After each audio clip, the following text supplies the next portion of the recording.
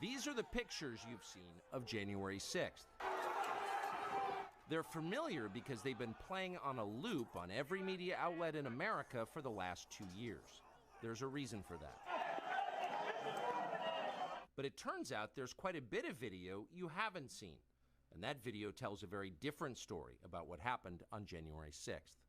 More than 40,000 hours of surveillance footage from in and around the Capitol have been withheld from the public. And once you see the video, you'll understand why. Taken as a whole, the video record does not support the claim that January 6th was an insurrection. In fact, it demolishes that claim. And that's exactly why the Democratic Party and its allies in the media prevented you from seeing it. By controlling the images you were allowed to view from January 6th, they controlled how the public understood that day. They could lie about what happened, and you would never know the difference. Those lies had a purpose. They created a pretext for a federal crackdown on opponents of the Uniparty in Washington. Our office wanted to ensure that there was shock and awe, that we could charge as many people as possible. The first thing you notice from viewing the full video record of January 6th is just how many people entered the Capitol building that day. Hundreds and hundreds of people, possibly thousands, over the course of about 2 hours. The crowd was enormous. A small percentage of them were hooligans. They committed vandalism. You've seen their pictures again and again. But the overwhelming majority weren't. They were peaceful, they were orderly and meek. These were not insurrectionists, they were sightseers. Footage from inside the Capitol overturns the story you've heard about January 6th. Protesters queue up in neat little lines. They give each other tours outside the Speaker's office. They take cheerful selfies and they smile.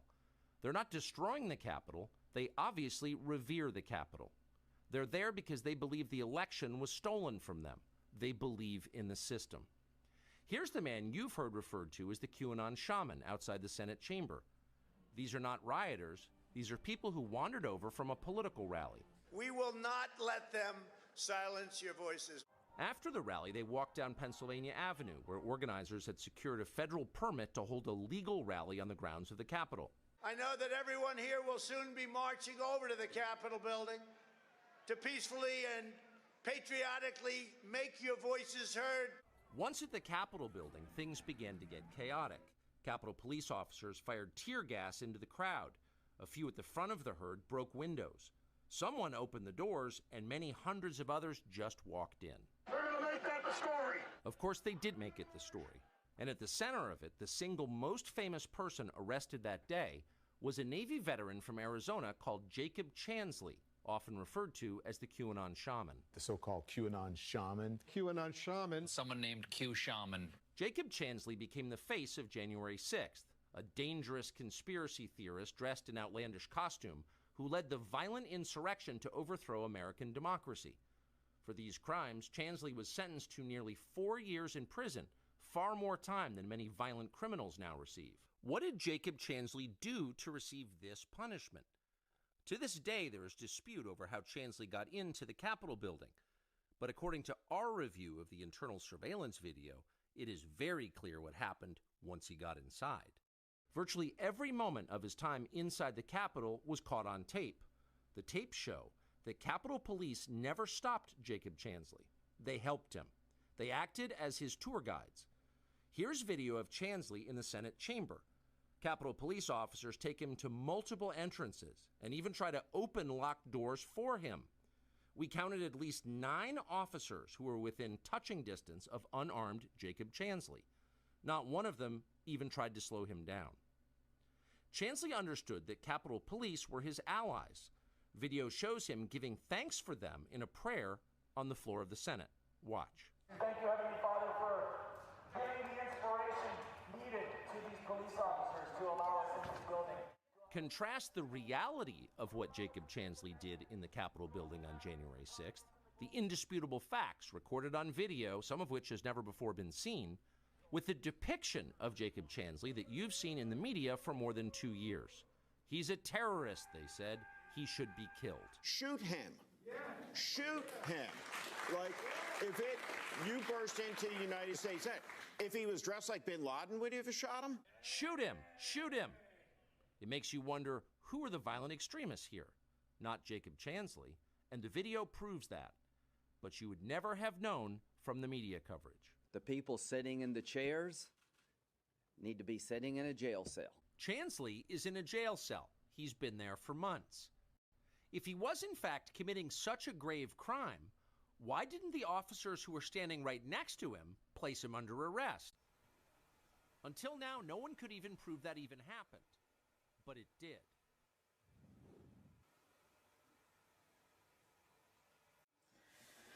Hi there. Warm welcome, Jake Angeli Chansley. How are you? I'm doing well. Glad to be out of prison, to say the least. Mm-hmm. No. So, it's really annoying. I can hear myself. But in Sweden, they call me Miss White Hat. And that's, of course, the trolls and haters. So, yeah, I'm so honored to have you here. Well, thank you so much for having me. And now I can't hear myself twice. Yeah, I did an interview also with Michael Ray Corey and Jack. And I overheard you in that interview with Michael Knowley to talk about the Ericsson report. Let us know what you have found when you have digged into that. Well, to be perfectly honest with you, I haven't dug into it anywhere near as much as Michael Corey did. No. From what I understand, Ericsson is a communications corporation that has contracts with pretty much every major communications corporation that's out there already. And they, through these contracts, in one way or another, control the communication systems for the entire world. So all of our communications, all of our telecommunications, all internet, phone calls, you name it, it's all being funneled to and through the Ericsson Corporation. Now, that information can be very, very valuable for a number of reasons. In warfare, one of the first things that you want to do is compromise the enemy's communication lines. Because once you understand what the enemy's doing, why they're doing it, where they're doing it, how they're doing it, how many troops are going to be there, the movement of goods, the movement of resources, artillery, all that stuff, then you have the enemy by the balls. So Ericsson, having all of the information, the most crucial infrastructural and tactical information of the United States government, of the United States military, is a problem, especially when they do things like, say, like what they did where they gave ISIS a bunch of locations for military members, United States military members, which resulted in their deaths. There's a lawsuit right now where Ericsson is being sued over that. Yeah. Yeah, great to hear you talk about that, because we come from Sweden. Can you hear me now? Yes.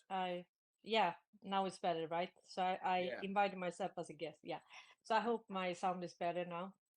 And yeah, so we have been, living with this family, this oligarch family, our whole lives. I mean, The Wallenbergs? everybody, yeah, the Wallenbergs. Everybody knows them. Everybody admires them. And I've been into finance and work with the stock market. And then, of course, you know them because they own NASDAQ, right? So, and NASDAQ is actually is also the platform for 150 stock exchanges worldwide. So every stock market is controlled by them. So not only the telecom infrastructure in 184 countries, then you have NASDAQ, and then you have BIS, Bank of International Settlements. So they have the whole ecosystem for all transaction globally. Yeah, the thing is, and I'm sure that they watch your show. So, because they have to, they want to know what the people know. Yeah. They could, if they wanted to, free humanity with their wealth. They could stop war. They could create,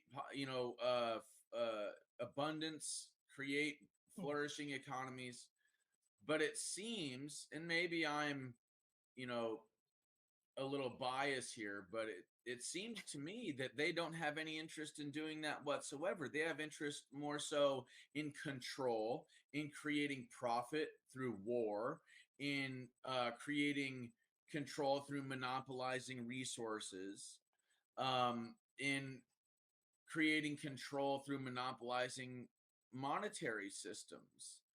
So it's like, look, dude, you can choose to exercise your free will however you want, but I'm just telling you that, and I'm not talking to you, dear, I'm talking to them.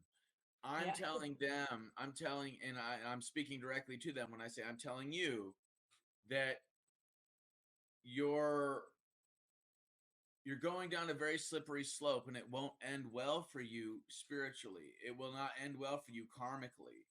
And you can continue to do this, but you will have hell to pay.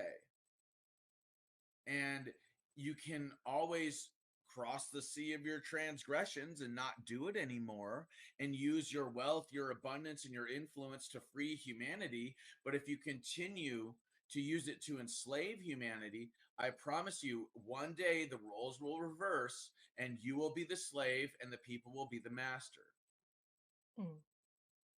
Yeah, we have so much to cover today, and we will actually cover your favorite topics. We will talk about what you said in the end of that interview with Michael Knowles, and you said that nobody wants to talk about the problem or the solution, how we see the future. So we will cover that as well. But I will also say that, in November 2019, the Justice Department, the DOJ, took control over Ericsson. And when they took control over Ericsson for 3 years, and then they prolonged it to mid 2024. And what happened then was that, they have all these subsidiaries. They have like Red Beam Media, they have 500 TV stations. So what they have now is they don't even control their own companies. So when they talk to their shareholders, they say that they are not even allowed to respond to the press. So I think this is, kind of the chore that Donald Trump did in 2017. They knew they had to take this entity down. And also there is a Q post about that. And I can show it here. So, and this is post 4024. And it says, sometimes you can't tell the public the truth. You must show them. A deeply entrenched enemy who controls vast majority of all communications is only defeated by game theory.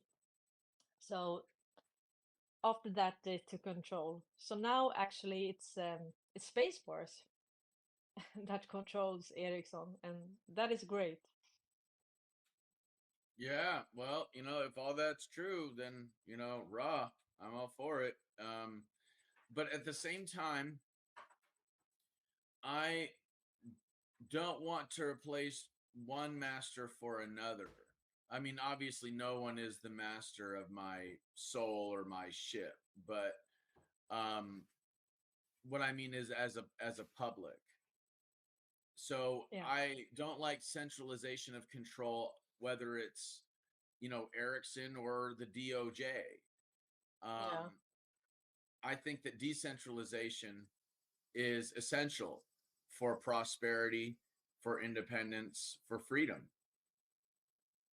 Yeah, but actually, I think that what they are doing is decentralizing everything. So but they had to use the infrastructure, because everything, all transaction globally, that was, I think I've heard a figure that 90% of all global trade was done in dollar, not only the petrodollar and the narco dollar, the whole trade, 90%.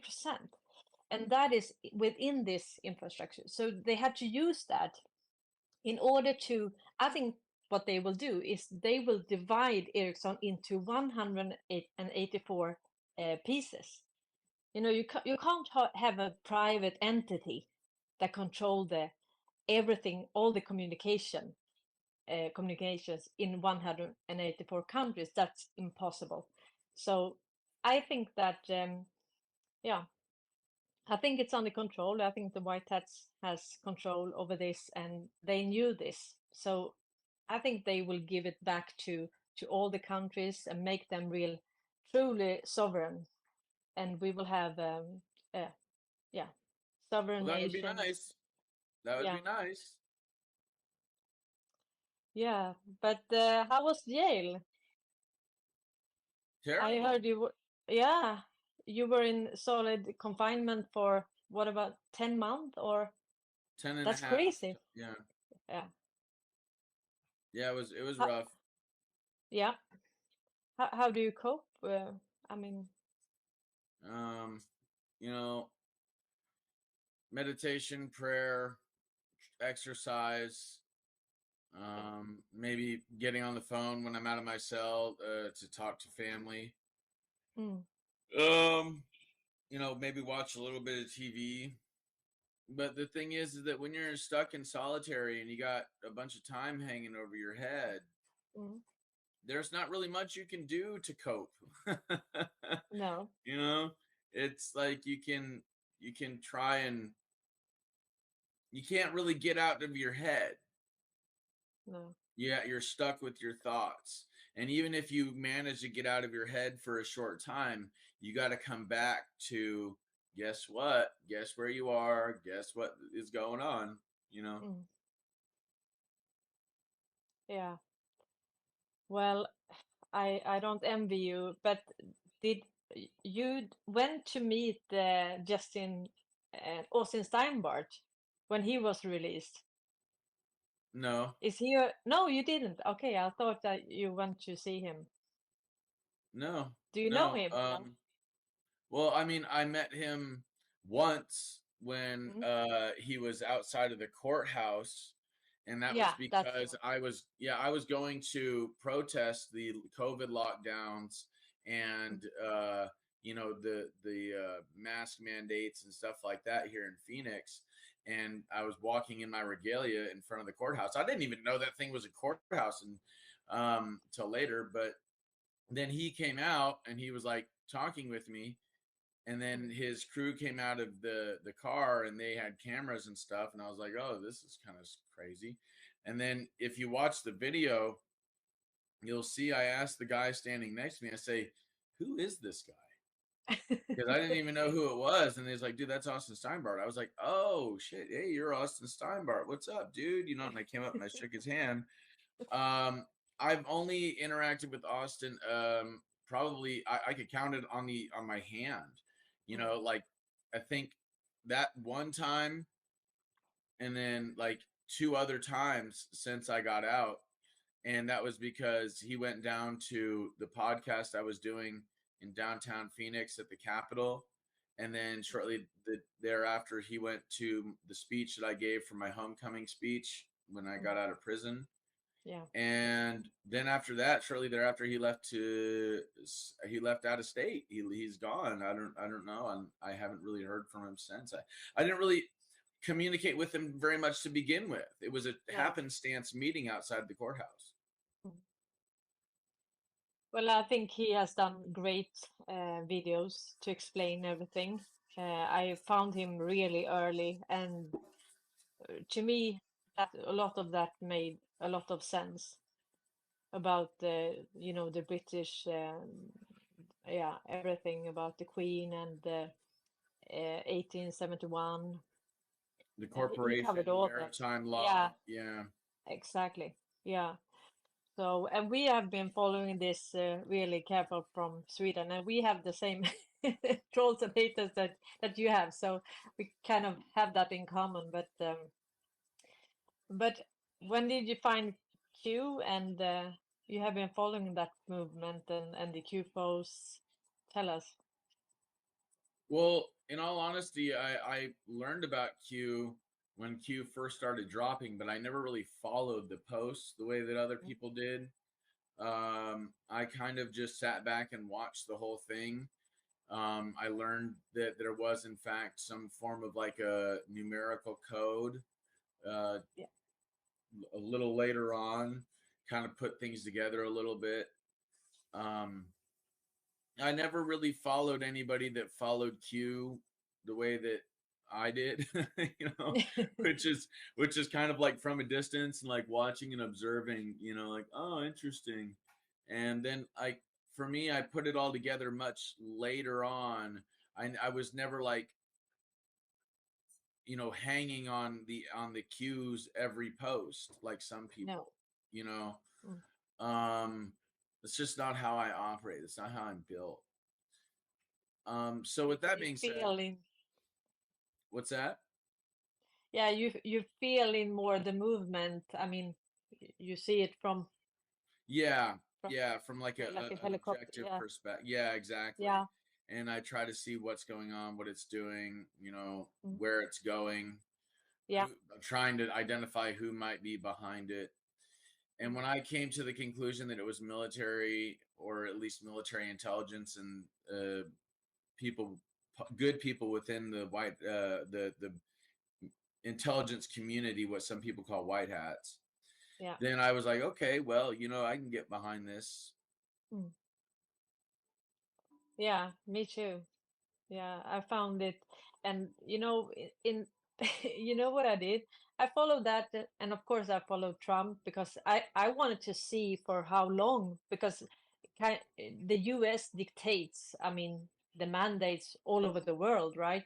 So I was kind of following Trump to see, where everything was going, for how long this will last, and the lockdowns and so on. And then I found Q, and then I thought maybe I should just look into Sweden and see if we have corona.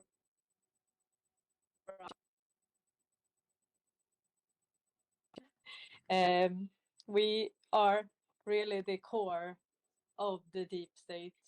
So, and when you find Wallenberg, and you find this octopus, they have their fingers in everything, everywhere, and have had that for about 200 years. So ever since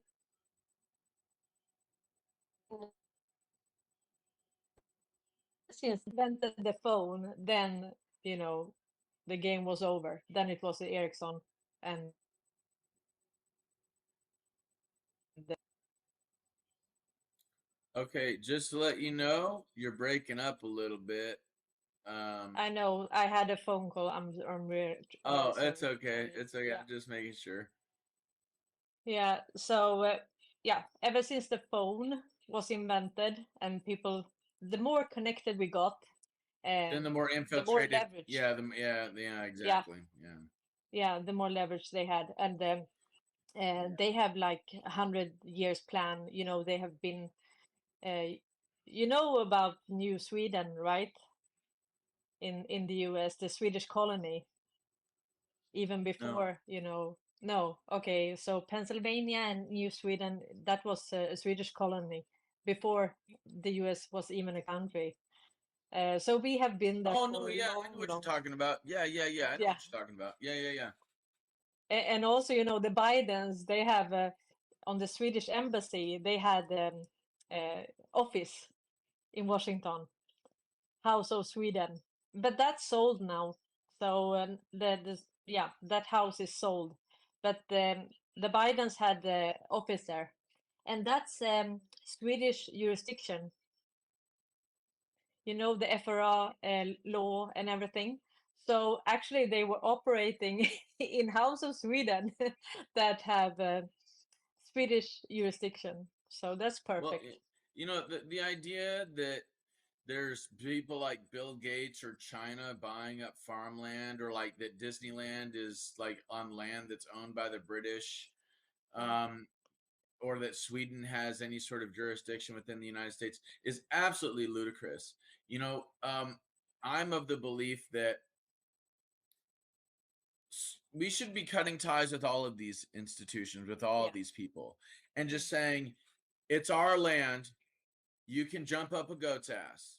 You know, you're not gonna, and that goes for people like the McDonald's Corporation as well. They're like one of the largest landowners in the world. It's like, look, all of this land is sovereign. And I don't care if you got some contract with some corporation or whatever. Guess what? That you do not belong to the land. The land does not belong to you. You belong to the land. Because guess what? When you pass, the land is still going to be here. We do not inherit the land from our ancestors. We are borrowing the land from our children. Exactly. You know, and we're just totally trashing it, all for profit. Yeah, exactly. And when you look at Agenda 21, I think it was 175 countries that signed that agreement. You know, Rosa Corey, she died, and she told us about this, that, you know, since 1992, I mean, the UN actually controls all land. So when we say that we own something, that, you know, we don't. Well, so that's a fraud. But hold on a second. What has happened is that institutions like the United Nations, like the IMF, like NASDAQ, Ericsson, these institutions have owned things on paper. They put ink on paper that says, based on this document, this is mine. Based on this system that we've created, and all of this ink on paper over decades, over hundreds of years, we own this. And within this illusory system, that's really what it is. It's an illusion. It's a mass hallucination is what it is. A mass cognitive hallucination based on documentation and propaganda. These people don't own shit. All they own is the people that allow them to own their minds. And from there, they have an illusion of control, because they don't have control. What they have is influence. Yeah. The only person, leverage. Exactly. But that's not control, because they can't control whether or not lightning is going to come and strike their ass down. You know what I'm saying? That's not control. You know, they have influence, they have leverage. Yeah. And I love what you said when you talked about money magic. That's really what it is. Because imagine that you can just create money out of thin air when someone takes a loan. Okay. And then you take this money that you can create as much as you want. You can just have fictive personas and fictive companies who can control you. Okay, you have a fictive company, you go to the bank, they give you credit, and that's a money, right? And then you go everywhere. You buy up Africa, and you buy also human labor. So they have this money magic is nothing. And then they make you, you know, work for nothing. And this is an illusion. Yes.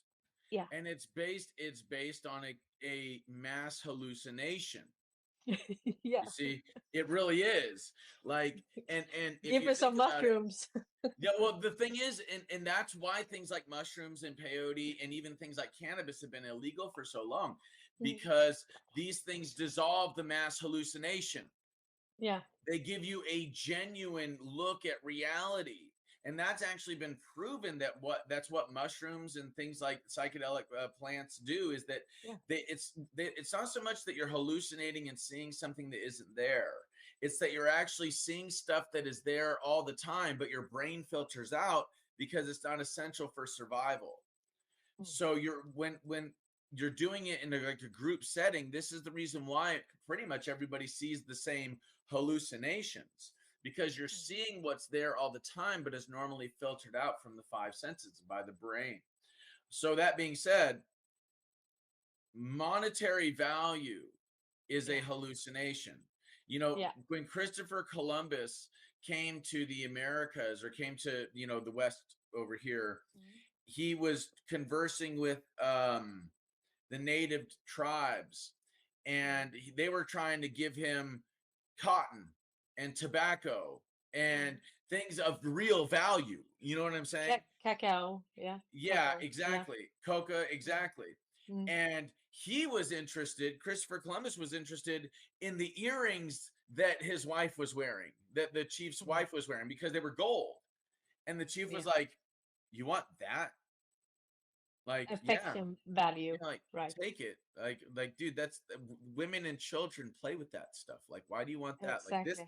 this right here, this cotton, this, you know, tobacco, this coca, this is a value. You know what I mean? Because you can Yeah. do something with this that's like really valuable. You know, you can But alter your state of consciousness. You can create clothes. You know, you can gain energy and be more productive. You know, that's of real value. yeah, but remember that was in 1492 when Columbus came. But the Vikings came in the 18 and 900. Okay, so the Swedes had been there in the 800 and 900. So that was long, long, long before Oh Columbus. yeah. Oh, I know Yeah. that. I know that. And Mhm. they also developed trade routes, and they Exactly. traded with the Native Americans. They found Nordic coins and stuff Mhm. in the Americas and stuff. The Eh, fact of the matter is, if people think that fake news is paradigm shattering, wait until they get a hold of fake history and fake yeah. science. Exactly. It's and also we have this island, Saint Bartolomeo, and that was actually the first slave trade, and that was Swedish that had this slave trade, like a stock exchange for slaves, right?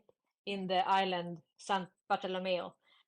So the Swedes were first with that as well, selling slaves. So what they always have liked is all these registers, all these systems. So they had like for all the insurance companies in Europe, they had like a union for all of them. So they could see actually who was owning what in Europe, but via all the insurance companies. And this is how they operate, right? They just want you to facilitate the trade, right?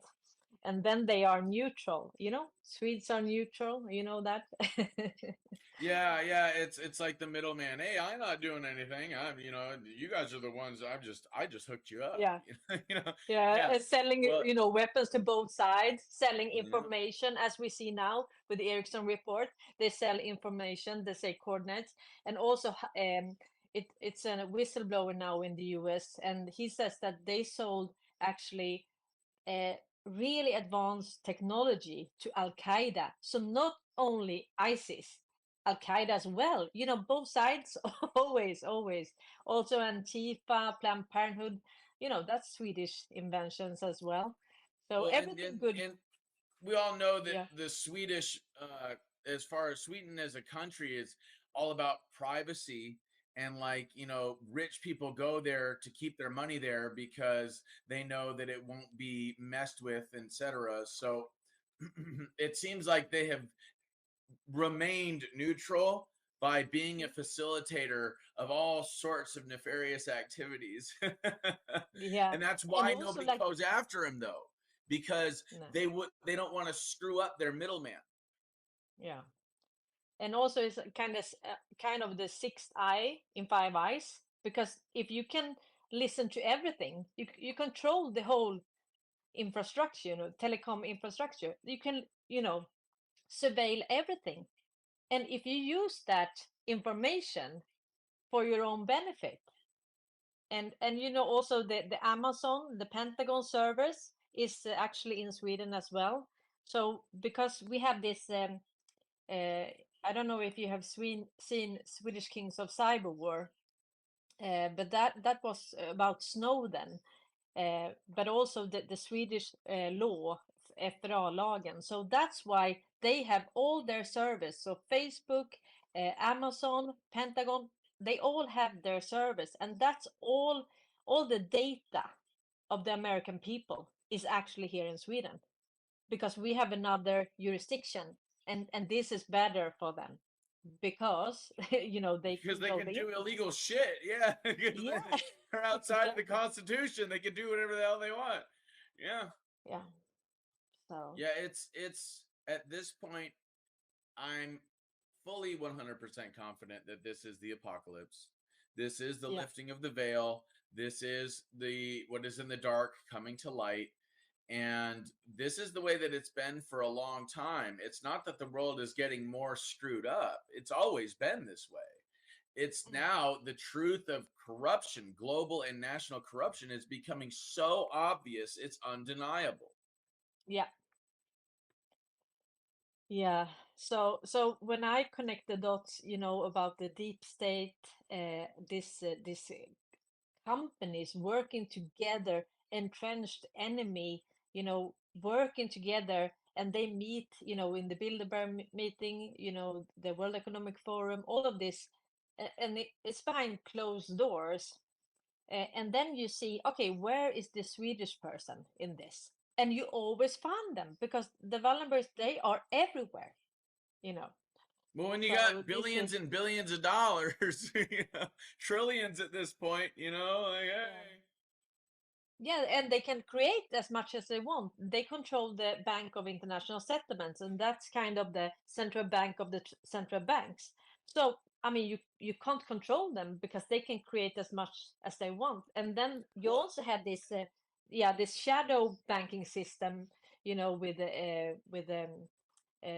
tax havens and so on, well, and and the then crypto. that's why I said what I said earlier. If they wanted to, they could solve all the world's problems quite Yeah. easily with all of their wealth and influence. They could wipe the national debt of all of these countries and say, you know what, this whole debt thing is really it's literally destroying the planet. And so Mm. these people think that everybody else is below them. How much you want to bet they're eugenicists? How Mm. much you want to bet that they believe that they are genetically superior because they're Yeah. royalty? You know what I'm Mm. saying? And it's like, look, bro, let me tell you something. If you think you're genetically superior, then you Mm. don't understand genetics. Okay? And I understand that these people have been raised this way. Mm. A lot of the time they're born into the family. In some cases, they're forced into doing terrible things, or at least being witness to terrible things like satanic ritual abuse and stuff like Yeah. that. So I understand. And from that place of understanding, I have a certain level of empathy for the wounded child within them that's just going along with what their family's been doing for centuries. But at the Mm. same time, I also know that, like, look, that's no excuse when you get to the pearly gates and God's like, hey, WTF, man, look at what you did. Oh, my family told me to is not going to be good enough. No, So I you're just going did to have, my job, won't cut it yeah, either. yeah, exactly. I had to pay the mortgage. Give me a break. So my thinking is, this is these people's opportunity. Because guess what? Eventually, like I said, these people that are trying to enslave the planet will end up becoming slaves of the people. They'll be in prison Mm-hmm. and they're going to be sewing our freaking clothes. You know what I'm saying? Yeah. And getting paid nothing for it. So now's their time to repent. It's like, look, bro, this is the apocalypse. Whether you like it or not, this is the apocalypse. I know that you thought that you were going to get another 1,000 years out of us, but no, sorry, not going to happen. So turn it around. The only way that we can ascend as a species is if Mm. these people grow too. Okay? Execution is not the solution. All right. The solution is helping these people work out their karma, because in order to ascend as a whole, we have to recognize the oneness of everything. And that includes people like the Wallenberg family. That includes people like the Rothschild family, the Rockefeller family, the Soros family. And I'm not for just total immunity here. That's not what I'm saying. What I'm saying is that forgiveness is the only way forward.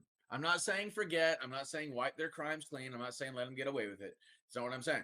What I'm saying is that execution is not the solution. Forgiveness, I think, and do you understand what I'm trying to say? And like giving them an opportunity to work their karma out on the planet, that's how we ascend as a whole. I think we have a problem there. You know what? Okay.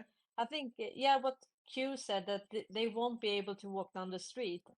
I don't think that they want to be among us. I think they want maybe an island, and because Well, they yeah, would be so I'm not hated. suggesting that. I'm not suggesting that. I think Gitmo is a beautiful place for them to be. You know what I'm saying? It's an island. Yeah. It's out in the middle of nowhere. It's surrounded by ocean. It's military. It's militarized. It's a prison. It's like, okay, that is their place. And guess what? You want a 15-minute city? I got a 15-minute city for you. You know, you know what I'm saying? 5-minute city. Yeah. And you're gonna wear uniforms, and you're gonna own nothing and like it. And you know what? We're not gonna make you eat bugs. We're not gonna make you eat bugs unless you want to. Okay, maybe. You know what I'm saying? That's where they deserve to go. It was kind of funny when the White Hats had some fun with the Google Map, when they say, the new home of the deep state or something at Gitmo. You remember that? And actually they did that, on Google Maps. They also did that in Stockholm with the Wallenberg. They added, it must be the White Hats. I mean, who can do that? And there's a deep state headquarters, and that was Stockholm, where they had their headquarters, Wallenberg. So the White Hats have had some fun with us, and we have, that's my greatest fear, to not to miss out these breadcrumbs that they are throwing at us. I mean, imagine if I'm that stupid that I miss it. So we have to search for it to understand, what they are leaving for us to see. Well, I think that the Q operation was largely a success because it was a psychological operation designed to affect the mass consciousness of not just America, but humanity, and draw light to things like the debt-based currency, the slave trade or child and human trafficking industry, and blackmail, and people like Jeffrey Epstein, and the controlling of governments and corporations and entertainers. So in that sense, it was largely successful. I think that part of the reason why the Q community or the Anons are suffering so much is because they're living in the past, and they're trying to identify, future proves past, and they're still trying to put the puzzle together. And it's like, look, bro, the Q mission is over. The operation is over. It was accomplished. It was a success. Now we have to move forward with what we know. And we stop have it all living in the past.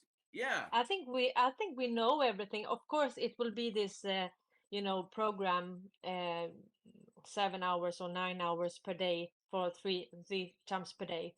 So, and they will show us more about the history. But I think we actually have it all, and I think it has to do a lot with what Derek Johnson is talking about, the Law of War manual and the Derek military law. Johnson? Derek Johnson, he's talking about this military law of war manual. Okay. Yeah, you know the new documentary with Nick Albiar, The Greatest Show on Earth. That's based. Okay. That's based on his research about the Trump's EOs and everything. Oh, okay. And this military law. Yeah. Right. Yeah. Well, and that has. We'll see. I don't understand why the southern border is being invaded. I don't understand why fentanyl is coming into our country. I don't understand why, the cartels are infiltrating our nation. I don't understand why it is that these J6 prisoners are continuously being rounded up and locked up. I don't understand why it is that we're giving billions and hundreds of billions of dollars to Ukraine. So, I'm just saying, there's some things that for me don't line up with this notion of continuity of government. and devolution, just because I'm looking at the terrain and going, well, hold on a second. Why is this stuff happening? You know what I mean? But at the same time, I also look at the military or the intense presence around Donald Trump and the lack of an intense presence around Joe Biden. You know, I also look and see Trump always, you know, he likes his little, you know, under the table things that he says, and there's been quite a few things that he said. There's been some really interesting things Biden has said. Then there's also the way that you know, Biden, he clearly has body doubles, because some of these people are not walking the way Biden walks. You know what I mean? So the whole thing just kind of screams something's going on here. What's going on? You know? Yeah. Well, I think this has to do, the way I see it in Sweden is that we are under siege by the US military. So I don't think Sweden is a sovereign country now, and that is due to that the Swedish government was working together with the Wallenbergs, with and also with Telia. So what happened in 2017 was that the Justice Department, they actually charged Telia for draining 7 countries. You know, how do you say, their statskassa, yeah, their money within the government. So they stole actually their money through a system, a setup. So they were draining the money from these countries. And when Telia did that, this is the phone company Telia, actually the Swedish government owned 40% of that company, and they also work together with Ericsson. So I mean, you can't have a country that are actually facilitating all of this for all these companies' sake, and actually draining other countries, you know, natural resources, money, and everything. So I think we are under siege. It's what they've been doing, you know. It's just back in the day, it was invasions and raping and pillaging and plundering. Now it's economic plunder. Exactly. Yeah. But also, I mean, all this U.S. military, it's about, I think, 800 militaries now that are suing Ericsson. And I mean, if you have a country, a government working together with this company doing, I mean, being this corrupt, you know, if you look at top 3, we have 2 companies on the top 3 list, and that is Telia and Ericsson, you know, globally. So this is a small country, 10 million people, so they say. And so what we have here is also continuity of government. So what we have is you have a resident, Biden, and he is prolonging all the executive orders from Donald Trump, because they are not allowed to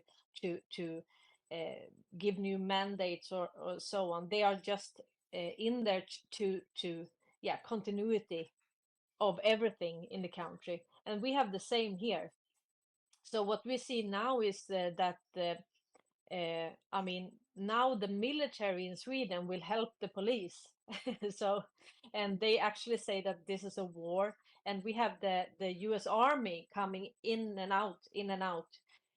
So this is like their home port, like we are a colony to the US now. So I think everything will be and then to answer your not question, but your remarks there.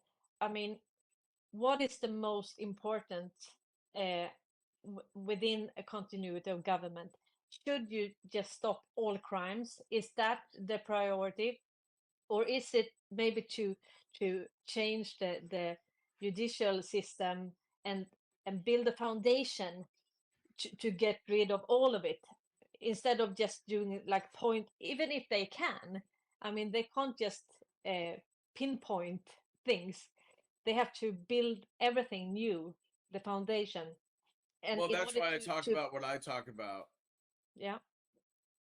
I'm sorry, I'm not trying to interrupt. I'm just letting you know I understand exactly what you're saying. Great. Yeah, but tell me what you see, how this how we got here and where we are going with this new foundation. Well, I understand what you're saying. I really wasn't trying to interrupt. I wasn't trying to throw you off. I understand where you're coming from. The infrastructure itself is monopolized. All of it. Our monetary systems, our telecommunication systems, our energy systems, our medical systems, our agriculture systems, like all of it is monopolized and controlled by a handful of corporations and a handful of families. Yeah. So what I'm proposing is a total decentralized infrastructure and grid system. And we would have to build that in parallel alongside the current economy that we're using. And we would use things like Tesla towers, Tesla coils, infinite free, clean wireless electricity to not only create a decentralized energy grid, but a decentralized communication grid. It would also give us the ability to do things like control the weather without the need for stratospheric aerosol injections or chemtrails, without the need to block out the sun like what Bill Gates wants to do, which is absolutely ludicrous. It's like something out of the Matrix. And we could also affect agriculture. We can also use Dr. Rife and his machine in his understanding of frequency and vibration, how it can destroy disease and improve human health. Because the way you can destroy the way you can destroy a wine glass with sound and frequency, you can destroy a cancer cell or a virus or a parasite with sound and frequency. So that would also decentralize our medicine. We also need to get into like a gold-backed currency. There's a lot of states here in the United States that have started issuing their own what they're calling gold backs. And so Texas, right? What's that? Texas? The one, I don't know. I know Wyoming started. There's a couple of states that started issuing their own gold backs, and it's like a 14-karat strip that's like paper thin of gold that has is minted, it's really kind of cool. And there's a bunch of them. But case in point is that we need to create that infrastructure, and we aren't going to be able to do it here in the major cities, because if you have a Tesla coil in the major cities, you can end up creating an EMP that might shut down, and mess with the power grid. So it has to be something new. It has to be a new civilization based on a new form of energy, a new form of communication. And that's actually a good thing, because we need to get out of these cities. These mega cities, they're the reason why there's so much corruption, I think. Because you can easily corrupt a city that has millions upon millions of people stacked on top of one another, because the law enforcement is going to find it so much more difficult to enforce the law when they're outnumbered thousands to one. Yeah. And you said something in that interview with frequency, vibration, and what did you say more? Energy, frequency, and vibration. Yeah. Yeah, Nikola Tesla. He said, if you want to understand the secrets of the universe, think in terms of energy, frequency, and vibration. So if you understand Nikola Tesla and what it is that he discovered with this Tesla tower technology, if you understand Dr. Rife and what it is that he understands, or should I say understood, and what him and Tesla were working on regarding the machine that he created to improve health and kill disease. If you understand these two things, then three things will become apparent. Number one, the corruption here in the United States at its inception, how these things were, these tools, these inventions were suppressed so that people could own and control the economy. Number two, you're going to find out all the applicable uses of these technologies, all the applications for these things, and how it is that will transform our society and create independence for everybody. And then number three, because in order to understand how these technologies work, you need to understand energy, frequency, and vibration, the secrets of the universe will unfold before you. So we have a historical apocalypse. We have or historical awakening based on the truth of what happened in the early 1900s.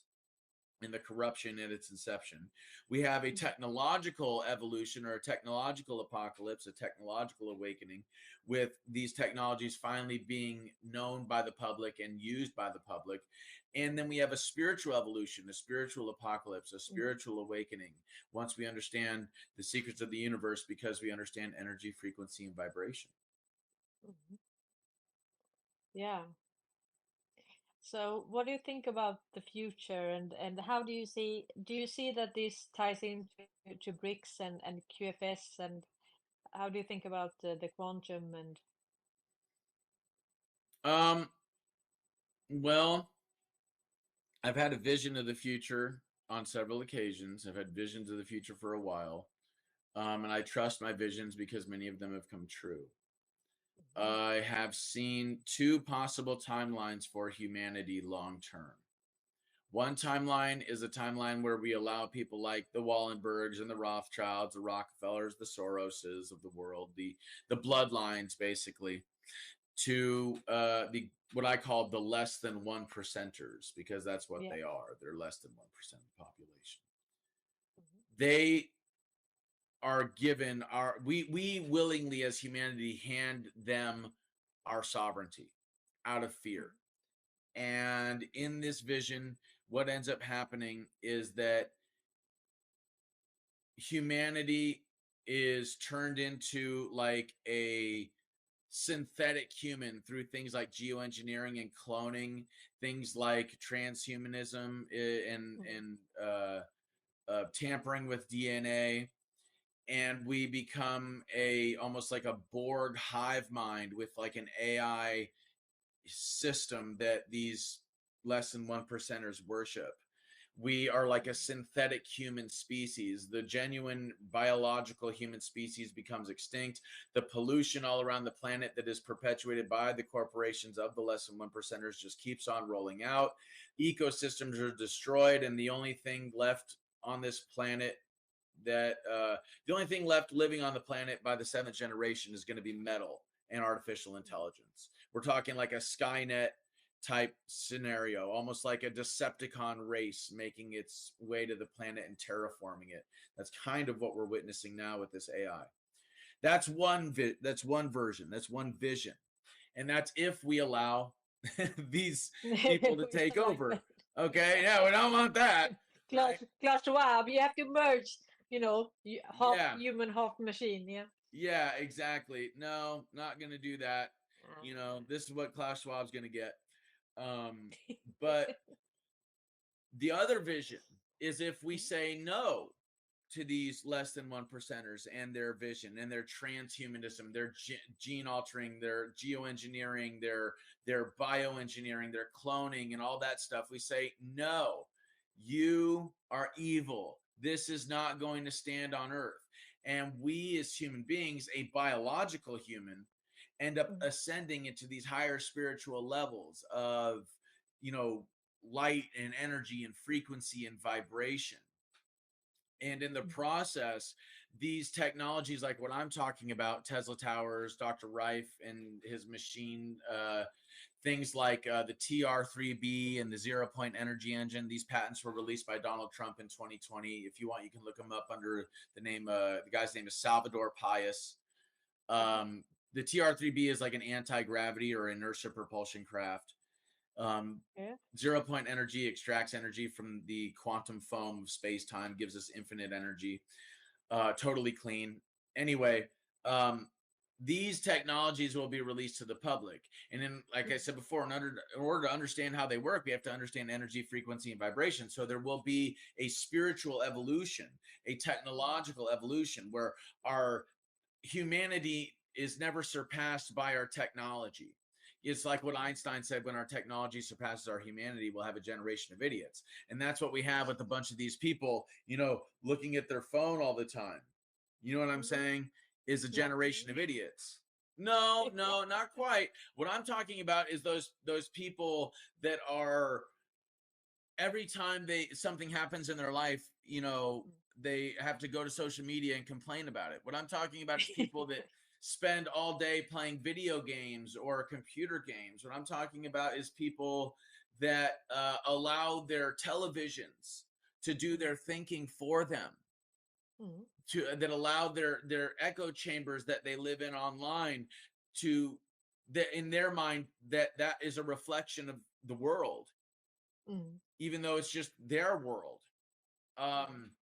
So that being said, I think that other future that I'm talking about, where we declare independence from the less than 1%ers, where we ascend spiritually, we create a new heaven on earth. We become the tenders of Eden. We become the gardeners of Eden. The world and all the pollution will be cleaned up because we'll have new technologies that aren't polluting everything. We'll have a symbiotic relationship with the environment. And as human civilization grows, so too will the natural world. And that's a good thing. Nature will flourish because we have taken our rightful place at the center, not the top of the food chain, but at the center of the circle of life, as tenders of that circle, as mediums for the symbiotic relationship between man and nature. We will be gardeners and veterinarians, not parasites. And the only reason, and human beings aren't parasites, but the system that the less than 1%ers have created is parasitic. And if we contribute to that system, we are contributing to the destruction and the parasitism of our planet, of our home. And evolved creatures do not defecate and urinate where they eat. No. Exactly. And if you look at, I mean, profit and competition, I mean, ultimately that is, death. Death. If you and I have two companies and we are competing and one wins, the other dies. So, I mean, we can't build a society on competition. It doesn't work that way. I mean, everything that we need, food and water, everything is controlled by this entities, and they are just in it for the money, for the control, for the profit, and so on. And that's not sustainable. And I think we are saying no. Yes. Many, Well, and many especially more, when you, more of us. yes, especially when you look at how they're really trying to roll out this new world order based on this climate change narrative and COVID and all that stuff. They really done, forgive the language, they done fucked up. They thought that they were going to be able to roll this out and that there was going to just be acquiescence and total pacificity. And it's like, at this point, no, dude, you're just pissing everybody off. You're not scaring everyone. You're just pissing them off. And that's why I'm saying to these people, like, look, dude, you don't understand. If you continue down this road, it's not going to work out well for you. And I'm advocating to you that I'm trying to help you understand how much you're messing up. And like a parent coming to a child and saying, no, that's not going to work out well. Don't do that. That's what I'm trying to do with these people. I love all life on the planet. And in some ways that's unfortunate that it also encompasses these tyrants, but that's the love of God. And if I worship God, if I'm trying to be as much like Christ as I can and have that Christ-like love, if I'm trying as much as I can to be like God and have that God-like love, then I have to embody that.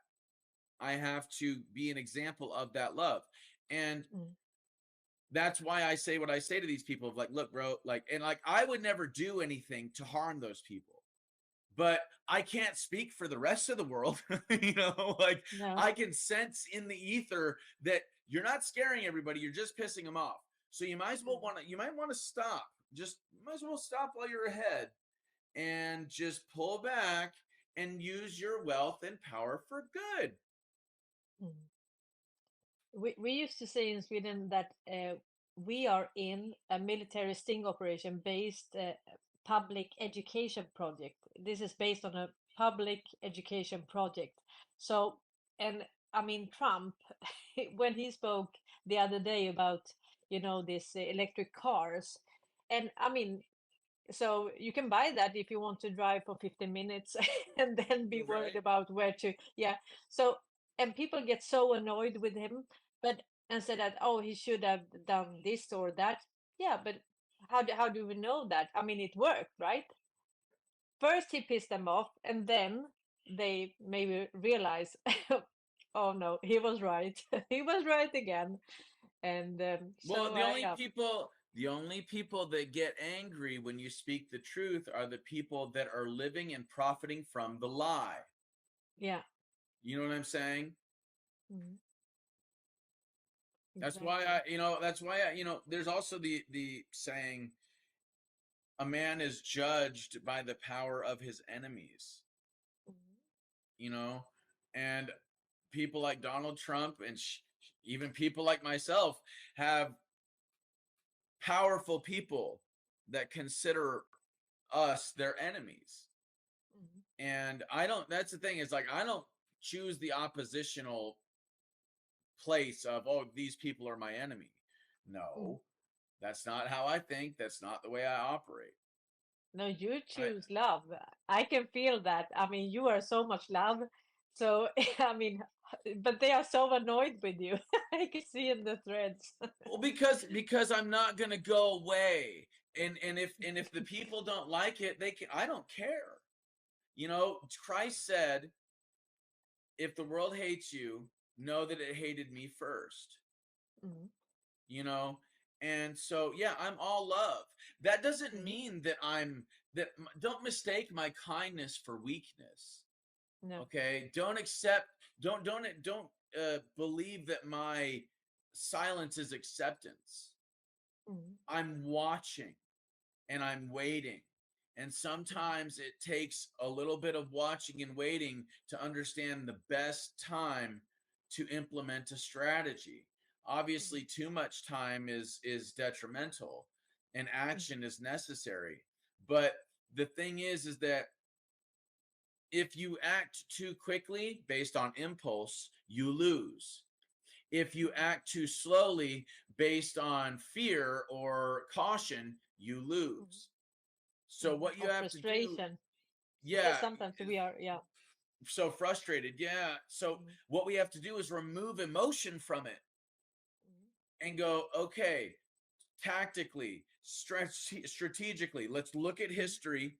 Let's look at where we're at now. Let's see how this is repeated. Let's look at history and see if and when certain figures came into the fray, what they did, what they said, how that affected things long term, how this cycle is repeating here, and then what these people did here. Let's insert those strategies here and let's see what happens. It's an experiment. Mhm. You know what I'm saying? Like, Yeah. let's see what happens.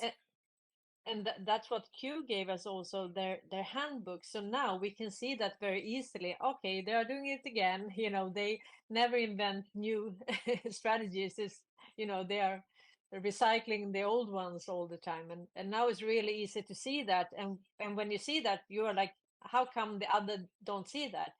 But how do you think we should what can unite us? I mean, how can we get more people on board to really be interested as well, in what's happening? And Well, here's the thing.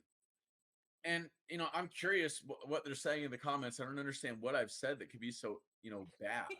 You know, oh, um, did you say something bad? Okay, yeah, yeah. yeah, I don't think so. I think what I'm saying is I'm not rah talking points. Screw those people. That's not how I operate. I'm looking at it I'm thinking centuries ahead. You said that these Mhm. Wallenberg fuckers think centuries ahead. That the Rothschilds, they Yeah. think centuries ahead, right? So Mhm. in order to beat them, in order to stop them from doing what they're doing, guess what you're going to have to do? Think centuries ahead. And that's all Mhm. I'm doing is I'm looking at the situation and I'm saying, okay, well, what we're doing isn't working. So Yeah. let's try something else. Um, so what I'm advocating for is Mhm. using our energy to create something new that makes the Mhm. old obsolete. you don't use your energy to fight the old. You're talking about fighting a system in which these individuals, like the Wallenbergs, like the Rothschilds, the Rockefellers, etc., have full spectrum dominance. They control the media, and therefore they have psychological warfare campaigns they can and do perpetuate on the public. And from the control of the minds of the public through psychological warfare, they gain control of the land, the sea, the air and the airspace, the deep underground military bases, subterranean, the extraterrestrial satellites in space, the chemical, biological agents, technology, things like, cell phones, okay, things like televisions, computers, radio towers, cell phone towers, etc. And then you also get control of the medical system, control of the currency system, etc. That's full spectrum dominance. And guess what? These fuckers have it. So fighting them within their own system, it's like trying to beat the banker in the Monopoly game. You're not going to be able to do it, bro. That's not quite how it works, because they can just print money. All right. So you're not going to be able to win in that system based on fighting them in their own system. They've structured the legal system. That's another aspect of full spectrum dominance. They've structured the legal system for their benefit and for our detriment, right? Yeah, and the school system. Yeah. Oh, yeah. In education. Exactly. So now you're beginning to see how large this full spectrum dominance system is. That being said, what we have to do is create a system that is outside of that full spectrum dominance. What we have to do is non-violently not cooperate. We just basically, and if you really need something, just give them the finger. That's what we got to do. Just give them the finger, say, not going to do it. Don't care what you think. Don't care what you say. We're not going to participate. And when you look at history, those are the most successful campaigns. Those are the ones that create real long-term change. Violent revolution never creates long-term change. More violence begets more violence. Destruction begets more destruction. So you're not going to, and look at what happened to the French Revolution, for God's sake. It was so dang bloody that they didn't just stop with the aristocrats. They went after the leaders of the revolution after they found that they didn't have any more heads to put on the chopping block. So you don't want to go that route. It's like, no. Like, bad idea. Trust me, this way is the right idea. If you look at Martin Luther King Jr., Gandhi, if you look at like what happened in Romania with the fall of communism in Romania, nonviolent, non-cooperation is the key, because the less than 1%ers, these globalists, they want people to behave violently, because then they have an excuse to crack down. Then we become the vandals and they become the law. But if we bear their blows without striking back, then they become the tyrants and we become the freedom fighters. Do you see? Yeah. And their evil is on display for everyone to see. Nonviolent, non-cooperation, the creation of a new infrastructure, a new system that is not centralized but is decentralized, that solves all of the problems. That right there is so important, because the modern system is one that creates problems and profits from problems.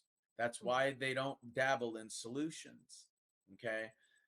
The idea of creating a new system that solves those problems, like long term, that takes away these people's power. It renders them obsolete. Think about it. The automobile industry did not seek to destroy the horse and buggy industry through propaganda or subversion or whatever. They just kept making better cars for cheaper prices. And then guess what? The horse and buggy industry went out of business. Unless you're an Amish person, Exactly. in Pennsylvania. Exactly. Okay. But they make their own horses and buggies, right? I mean, they make their own buggies and they have their own horses. So point is, we want to make the old full spectrum dominant system obsolete. The only way to do that is to not cooperate with it, to build this infrastructure. That way, when the old one falls away, we have something that's better. to replace it. We can't destroy the old system and expect everything to be okay. We're talking about a system that transports food, water, goods, services, etc. across thousands of miles. If you try to destroy that, then you're literally talking about starvation on a massive scale.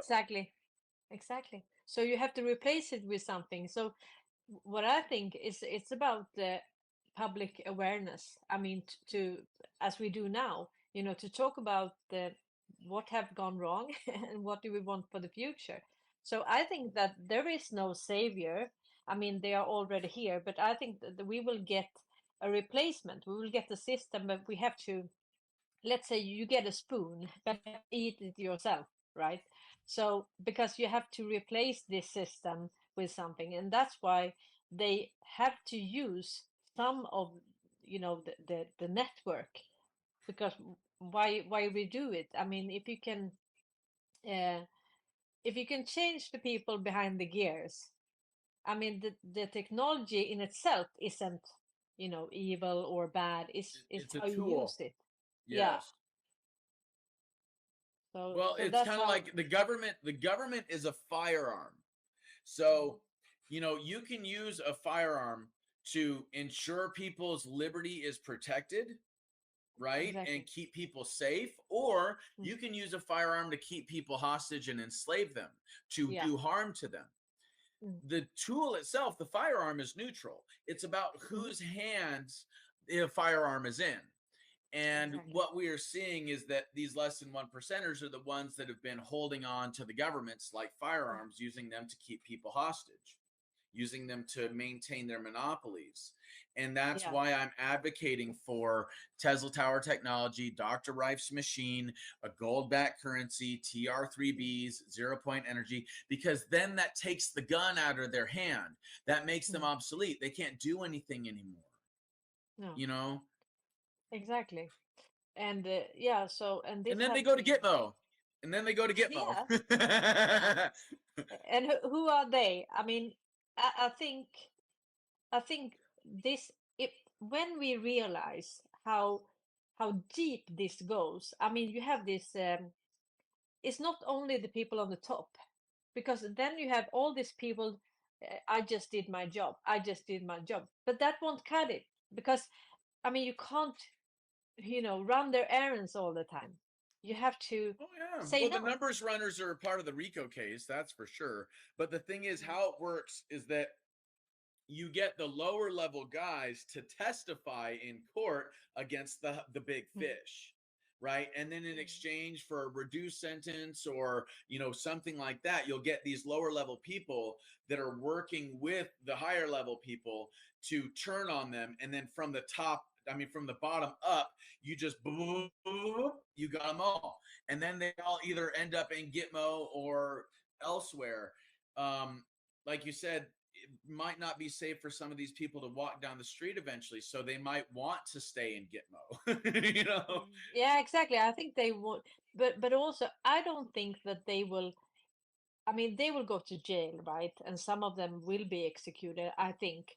But what maybe the deal is that, okay, we don't tell everything that you have done, so that your, coming generations can live together with us, right? Because if they tell everything, they will be hated. Look at the Germans. I mean, they are still hated. And I mean, they wasn't even, born yet. Oh, I know. Yeah, but they have So we have to think 7 generations ahead. Yeah. We have to think centuries ahead. Okay, how is what we're going to do now going to affect 7 generations from now? Exactly. Yeah. And And that's how the can Native they American live way. Yeah, and how can they live in peace with us, knowing that their, ancestors did this? They were part of the 1%. But I think that when everything comes out, I truly hope that we will see the true enemy, that we won't blame each other. And I think that yeah, you know, some details they have to keep for themselves, because it doesn't gain us. And yeah, It I mean, reminds their me of children that has scene. some. Have you seen that movie, The Hunger Games? No. No, okay. Well, All of my audience have, but I found this so. well, My there's a kids have. scene. There's a scene in the second one when the main character Katniss is worried that these people that she had allied herself with while she was in the Hunger Games, while she was in the arena, that one of them was going to try to kill her. And so she had her bow, you know, pointed at the guy, and the guy had his hands up and he says, Katniss, remember who the real enemy is. Right? And I think that's what people need to realize, is that we all have a common enemy, and it's not each other. You know what I'm saying? Yeah. It's really not. There's people that think we are the enemy, and they are trying to kill us. They are trying to do a depopulation agenda. Hello. You know, look at the way they've rolled out these vaccines, and they're not even vaccines. They're mRNA shots. They're bioengineered mRNA. So, unfortunately, I have to go. If you want, we can do this again sometime. It's been great chatting with you. Yeah. Yeah, I have another interview I have to do in like 5 minutes. Yeah. Yeah, no, it's okay. It's okay. I had one question. Maybe you can end with, I mean, all these patents that will be released. What do you think about in the future, like diseases and I mean, food and the air and the sea, and how do you see us in frequency and balance with nature and yeah, how do you see all these patterns roll out? The moment that we stop using the systems that we're using, we stop polluting the planet. So that's number one. The moment that the pollution stops, then we can begin cleaning up the mess of the pollution. You can use things like bioremediating fungi, bioremediating mushrooms that eat things like diesel fuel or nuclear radiation, or things like vinyl chloride, like we're seeing in East Palestine, Ohio. You can use bioremediating fungi, bioremediating plants to clean up the ecosystem. You can use Tesla towers to emit frequencies that cause these organisms to grow rapidly and the process to unfold more quickly, so that we can revamp these ecosystems very, very shortly, in very short order. That being said, it can also be used for agriculture as well. So we can create massive amounts of vegetation and growth and food and stuff like that without the need for engineering, without the need for bioengineering, without the need for GMOs, without the need for pesticides and chemicals and all that stuff. All that crap will be phased out, because you can use frequencies to not just keep bugs away, but also to increase the growth of plants. You can use frequency and vibration to kill disease. And that's actually relatively simple. Like I said, if you can use sound and frequency to destroy a wine glass, well, you can also use sound and frequency to destroy a cancer cell. Cancer cells are much smaller. And how you do it is, the reason why the wine glass shatters at a certain frequency is because the frequency of sound is matching the frequency that the wine glass is resonating at. Everything is resonating at a certain frequency. That's why when people put water in a wine glass and then they turn it, it makes a different sound. They put their finger on it, it makes a sound, right? It's because everything is resonating at a certain frequency. So if you do that with a wine glass, you can figure out the frequency of a cancer cell and destroy the cancer cell without causing any damage to healthy human tissue, because healthy human tissue does not vibrate at the same frequency as cancer cells. So that's one area of that, the infrastructure that can and will change. And it will do so quite quickly once the minds change. So the real crux of this whole issue is changing the minds of the people, changing people's minds, getting them out of the cultural paradigm, getting their minds and their piece, their little piece, off of the Monopoly board, you know, getting their minds out of that state of thinking. And once that happens and they see that there is a better way that has been kept from us, that there are 5,000 to 6,000 patents that have been classified that we, the taxpayers, paid for, that could transform and will transform everything for the better, that can solve all these problems. Things like, you know, machines that can replicate your own stem cells so that you don't need to have, you know, knee reconstruction surgery or whatever. You don't need to have a new hip put in or whatever. You can actually, there's technology that's able to reverse the oxidation of our cells and therefore reverse the aging process. That coupled with stem cell therapy, I mean, like TR3Bs, anti-gravity inertia propulsion technology, all of these things are the future. We're talking about like things like mining asteroid fields as opposed to mining things here on Earth. We're talking about reversing the aging process, deep exploration into outer space, getting rid of AI in the sense that it's not like a Skynet thing. It's not like a Decepticon thing. It's more like a Data from Star Trek thing. But even then, we are talking about humanity learning to use the full capacity of the human brain. We are talking about ascending to where we don't need AI, to where we're communicating telepathically. I know that may sound crazy, to where we're doing things like astral projection to other dimensions. And this is a common thing. It's commonplace. A whole other level. That's what it looks like. It looks like a Garden of Eden. It looks like Star Trek or you know, some sci-fi novel of sorts, but in a really cool way, kind of like a blend between Star Trek and Star Wars. Yeah. Without the Empire. Yeah, I'm so happy with this interview because I wanted you to just rant about how you see the future. And yeah, I think next time we can just pick up from here and just, you know, develop all these thoughts and yeah. And also interact more. Yeah, let's do it. I'm so grateful that you came onto my show, and I think the audience is really happy with you. They are really polite and nice, and they have a lot of questions. So maybe for next time we can pick up some questions, and you can just yeah. Yeah, And let's do it. Write them down, and I'll, you know, we'll do next, and we can do something in short order as well. I'm sorry I have to leave.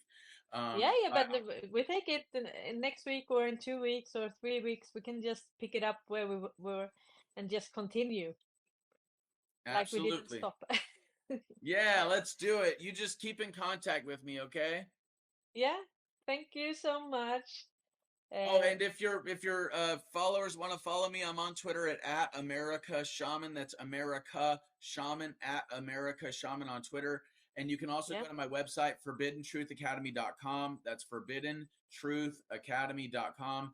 ForbiddenTruthAcademy.com has basically hours and hours and hours of free content that you can check out. I would highly recommend that you do so. Free podcasts, free interviews that I've done, free courses. There's also my book that's for sale on there. There's also some merchandise that's just absolutely hilarious. So I will give it a shot. Everything in the description. Okay. Yeah. Thank you, and namaste. So namaste. We're honored. Thank you so much.